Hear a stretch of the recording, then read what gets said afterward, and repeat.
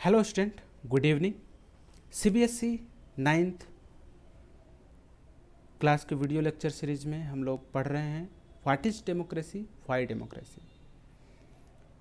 इसके पहले जितने भी वीडियो लेक्चर हमने देखा पढ़ा उसमें हम लोग डेमोक्रेसी के सिंपल डिफिनीशन के बारे में पढ़े, उनके फीचर्स के बारे में पढ़े।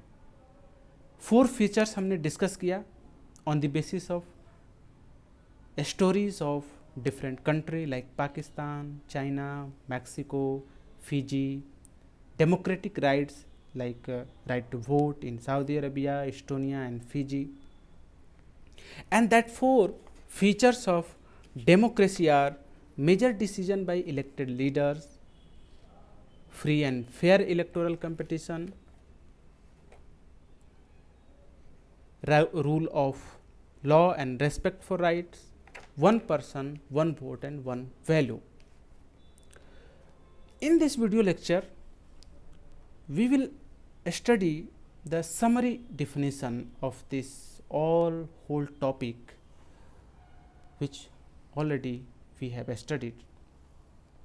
So शुरुआत जो हम लोग करते हैं, जो डिस्कशन है यह टोटल फीचर्स और डेमोक्रेसी का सिंपल डिफिनीशन से शुरू होता है।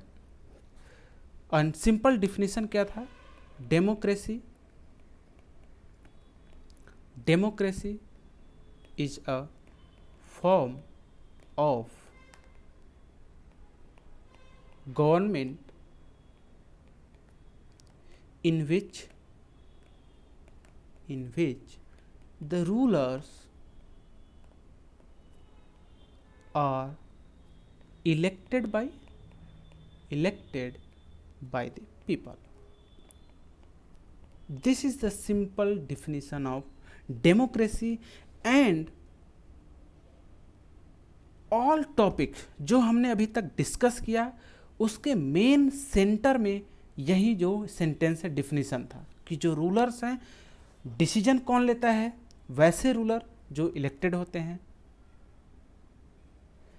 अगर जिस गवर्नमेंट सिस्टम में रूलर्स जो इलेक्टेड नहीं हैं बाय पब्लिक, अगर वो डिसीजन लेते हैं तो उन्हें हम लोग डेमोक्रेटिक नहीं कहते हैं।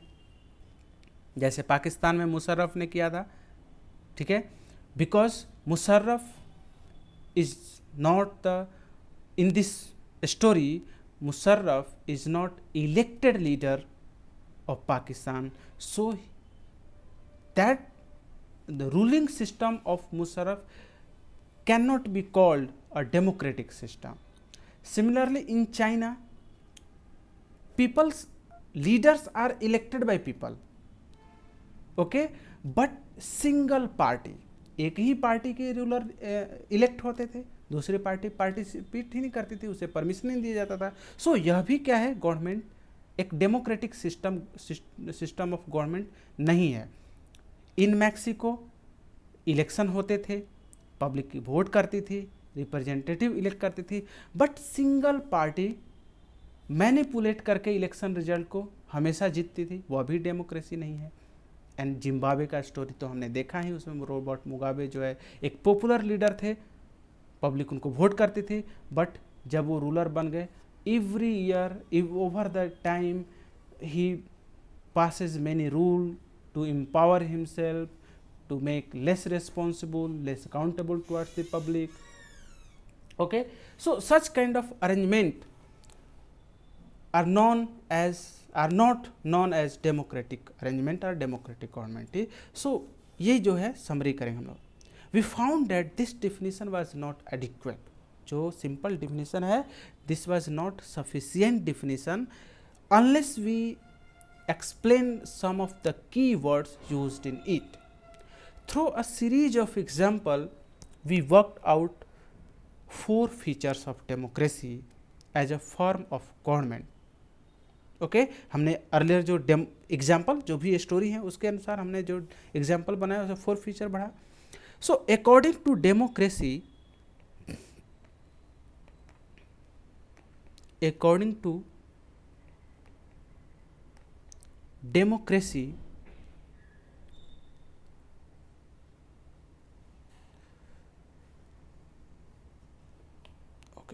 just hold. Accordingly,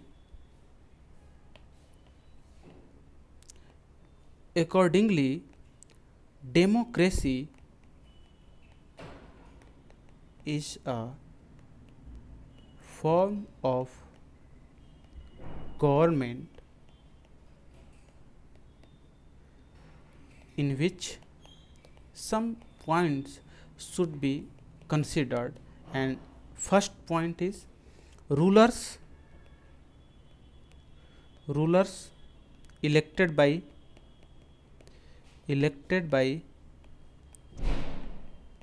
people take all major decisions. जितने भी डिसीजन लेने होते हैं in democratic form of government कौन लेता है? Rulers elected by people. Second point, elections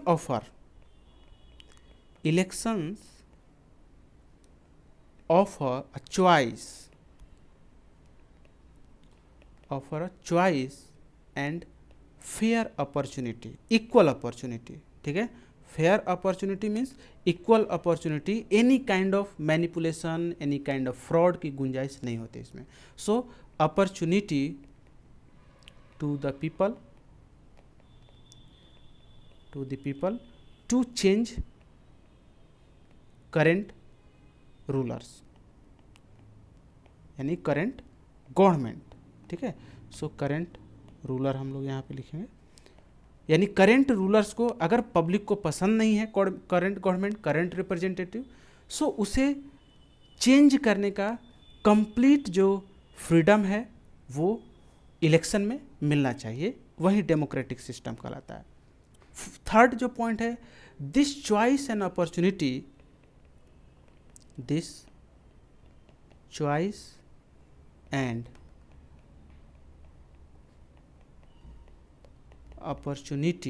is available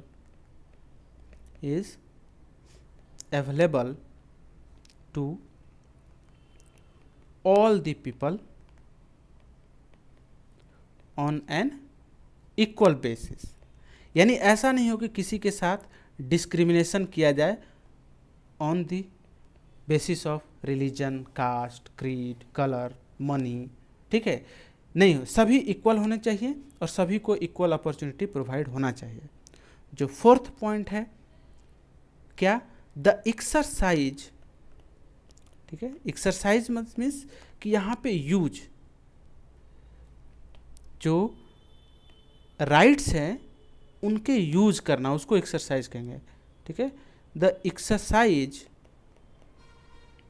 of this choice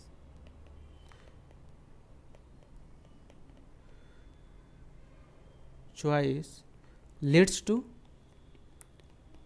a government limited by basic rules of the constitution